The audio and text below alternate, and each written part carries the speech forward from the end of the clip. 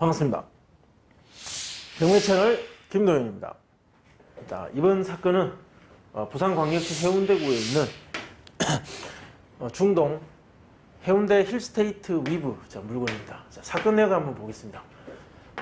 부산지방법원 동부지원 사건입니다. 자, 2020타경 10만 142호 해운대 힐스테이트 위브 30층 아파트입니다. 아파트. 자, 전용 면적 39.1평, 그리고 대지권은 22.7평, 토지와 건물은 일괄 매각입니다. 입찰 13일 전. 소유자 채무자는 같은 사람입니다. 자, 채권자는 뭐뭐뭐 조합이라고 되어 있습니다. 어떤 조합과의 거래 관계에 있어서 돈을 미처 다 납부하지 못한 것 같습니다. 감정가는 7억 8,700입니다. 자, 1차 7월 7일 진행 예정인데, 자, 유찰될 건지, 그때 낙찰이 될 건지, 지금 시세가 얼마인지, 시장의 반응은 어떤지, 이런 것들이 종합적으로 반영을 해야 고려해서 계산을 해봐야 되는 문제입니다. 자, 문건 접수를 보면 이해관계자의 흔적을 볼 수 있습니다. 임차인 없고, 아주 단순한 어떤 그 이해관계인 것 같아요. 집행관 현황조사서 감정평가서 제출 외에 어떤 특별한 거 없습니다. 채권자 공시송달 신청이 있고, 다른 기타 어떤 채권자의 어떤 그 채권 계산서 제출조차도 거의 보이지 않는 그런 사건입니다. 점유관계 조사서 수차 방문했으나 관계인이 만나지 못했다. 지정된 호수에는 전입 세대조차 없었다. 아마 공실일 가능성도 큽니다. 이 아파트가 제가 자세히는 모르겠지만 건축되고 나서 입주를 못하고 입주 예정자들하고 어떤 건설사하고의 마찰이 많았던 것으로 제가 알고 있는데, 어떤 그런 관계가 복잡한 관계가 진행되는 과정에 있어서 뭔가 또 다양한 여러 문제들이 파생됐을 겁니다. 그런 중에 이런 어떤 그 문제가 있었을 것이고, 시장에서 매매 처리가 잘 안 됐거나 채무 자체가 과다해서 갚을 능력이 안 되니까 이렇게 경매에 나오게 되는 것 같은데, 보면 채권 금액이 그렇게 많지는 않습니다. 경매로 그냥 처분해버릴 것 같은 그런 모양새인데, 등기 현황을 보시면 자, 먼저 근저당이 있습니다. 최초에 이게 재건축된 물건이다 보니까 최초에 어떤 개발회사의 근저당이 있습니다. 그게 4,800 있었고, 그리고 또 두 번째 근저당, 조합의 근저당이 6천만 원 있었습니다. 즉 2008년 2월 19일 접수보가 더 빠른 이 근저당이 말소 기준 등기가 됩니다. 그리고 소유권 이전이 그 뒤에 있는 거죠. 자, 여기서는 소유권 보존이 됩니다. 그러니까 이 근저당이 더 위에 있는 거죠. 자, 이것을 기준으로 해서 이 날짜보다 이후에 있는 모든 권리는 소멸된다. 2008년 2월 19일 이후에 이것도 소멸, 이것도 소멸. 그리고 이 소유권은 다른 데로 이전되겠죠. 네. 그렇게 되는 권리 관계입니다. 경매 신청은 조합에서 신청했습니다. 매수인 인수하게 될 부담. 자, 등기상 일수할 거 없습니다. 자, 관리비 연체는 충분히 가능성이 있습니다. 보면 이 가압류가 있던데, 여기 보시면 이 조합으로 보이는데 가압류 있습니다. 이게 1239만 원. 이런 것들이 보면 관리비일 가능성이 높겠죠. 자, 한번 확인해 보셔야 됩니다. 이 물건은 꼭 확인해 보셔야 됩니다. 등기상 인수할 것은 없지만 관리비 인수는 굉장히 클 수 있습니다. 이 부분 감안해야 된다. 자, 그리고 임차 내역 조사된 것 없다. 그리고 점유자 미상이다. 명도 계획은 어떻게 할 것인가? 자, 소유자 세대를 상대로 일단 명도를 진행해야 되겠죠. 그리고 잔금 납부 일해서 약 3개월이면 되고, 만약에 살고 있지 않다면 더 빨리 끝날 수도 있습니다. 이거 관리비 문제 정리만 잘 해결된다면 금방 끝날 것 같습니다. 강제 집행은 한다면 한 500에서 600 정도 소요됩니다. 안에 짐이 없어도 계고도 나가야 되고 일정 비용은 들어갈 겁니다. 사람이 연락이 돼서 만날 수 있으면 더 빨리 끝납니다.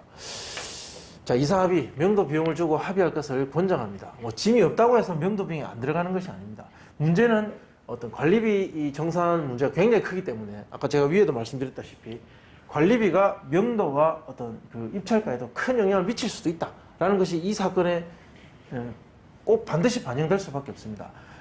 이사 합의 볼 때 결국 명도비 협상을 할 때는 관리비가 드러날 것이고, 이 관리 비용 정산이 명도 비용보다 훨씬 클 가능성이 높기 때문에 이 실제 전 소유자한테 갈 돈은 없을 겁니다.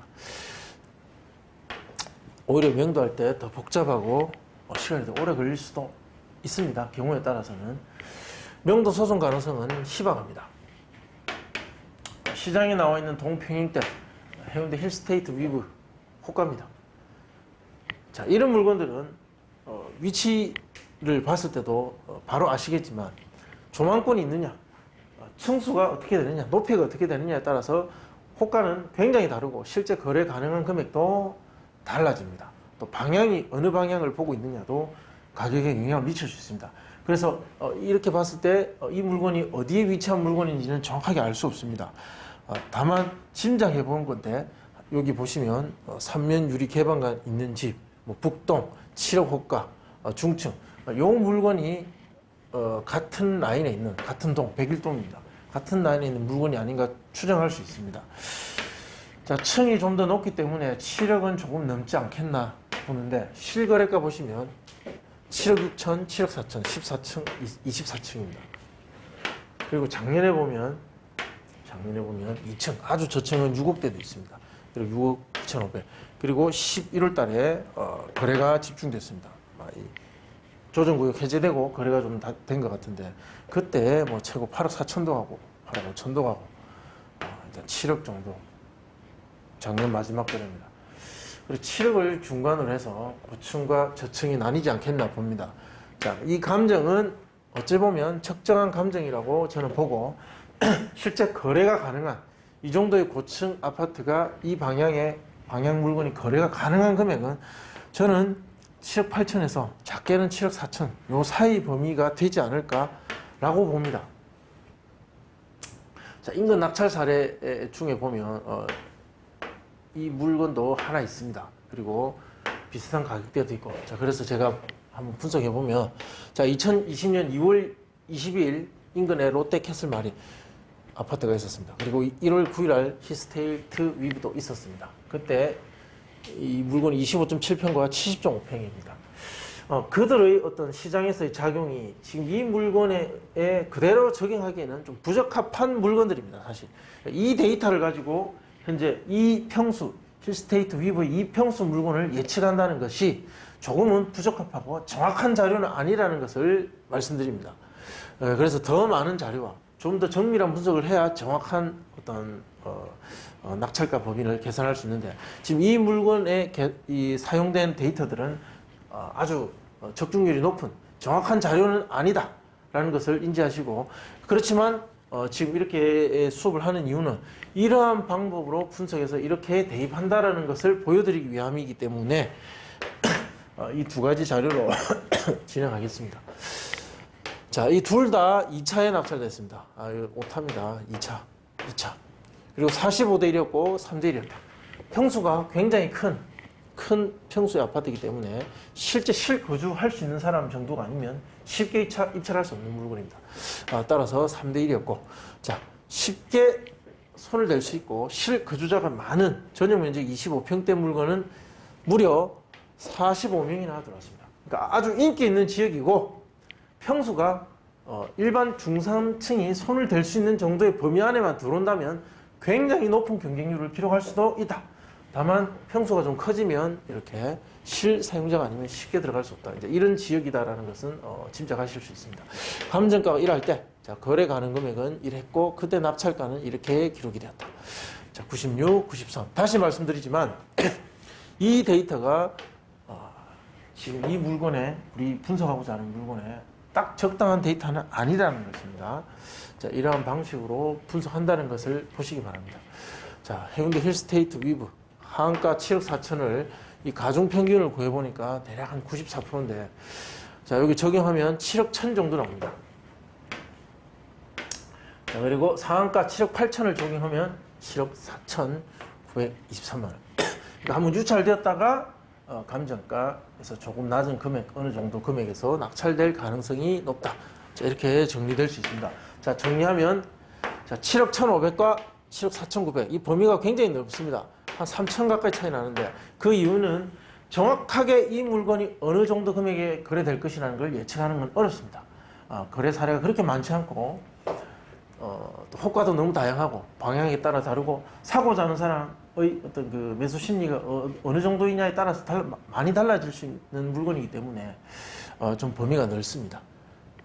자, 요 범위 안에 낙찰가가 형성될 가능성이 높다. 그렇게 보시면 될 것 같고, 자, 궁금하신 내용은 댓글로 남겨주시면 답변해 드리겠습니다. 자, 좋아요, 구독 신청 부탁드립니다. 감사합니다.